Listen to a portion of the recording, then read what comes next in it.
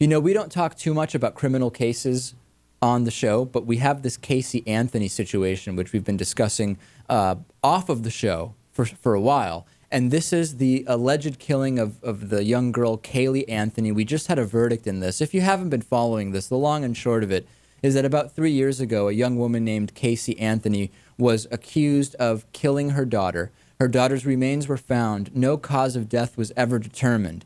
The entire trial turned into basically a sideshow, freak show, including allegations that the accused's brother and father both may have molested the kid, that the kid may have drowned even before, or rather far earlier than the alleged death even took place, the alleged killing.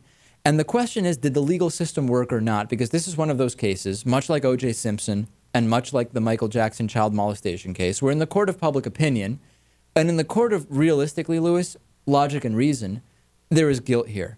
However, the individuals on the jury decided that there was not, beyond a reasonable doubt, evidence of first-degree murder, premeditated first-degree murder. In other words, we didn't even actually know the cause of death, nor even second-degree murder.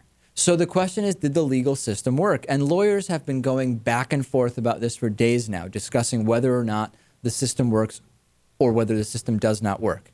One view is, listen, the court of public opinion is not the real court of law for a reason, and those 12 jurors, based only on the evidence presented, said there's just not evidence beyond a reasonable doubt to convict this person.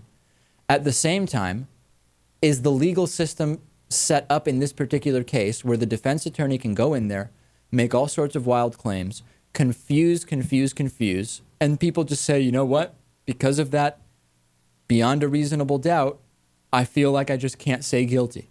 And people walk when they shouldn't. Right, it's subjective. I mean, some people would say that's a perfect example of the legal system working, and others would say the opposite. And the jury was either incredibly honest or incredibly gullible, because obviously they felt that it wasn't 100%. They weren't 100% sure that she killed her baby. Well, the question is this. They may have been sure that she did, but they couldn't determine whether it was a premeditated first-degree murder. And therefore, they said, this is just so mangled that we're just going to go not guilty on everything except lying to federal investigators, which is what they did. Mm-hmm. Realistically, Casey Anthony may serve no additional jail time at all, because we're talking about 4 misdemeanors. She's already spent 3 years during the trial. She's already served 3 years. It's very likely she will just be set free. Right. I mean, what do you think? I sympathize with the fact that if you don't have a cause of death and the prosecution was somewhat arrogant, they go up there and they make the case for first-degree premeditated murder and ask for the death penalty, but you can't even identify how this child died. The rules of the game are the rules of the game, and it made it easy, in a sense, for the defense to just confuse and say, listen, they don't even know how this person died. If you don't know how they died, then you can't by any means speculate on motive, because we don't even know what the death was. Maybe it was a drowning. Maybe it was who knows what. Mm-hmm.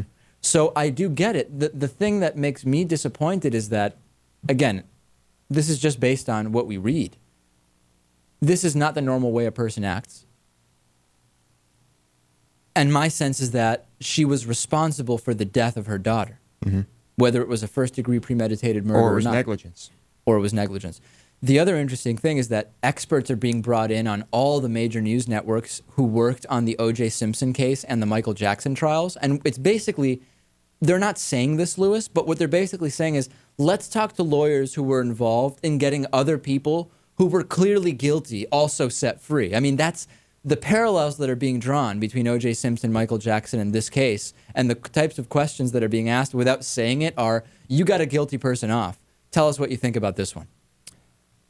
And I'd say that those are great people to talk to, sure. They seem to be experts in the field. Yeah. Absolutely.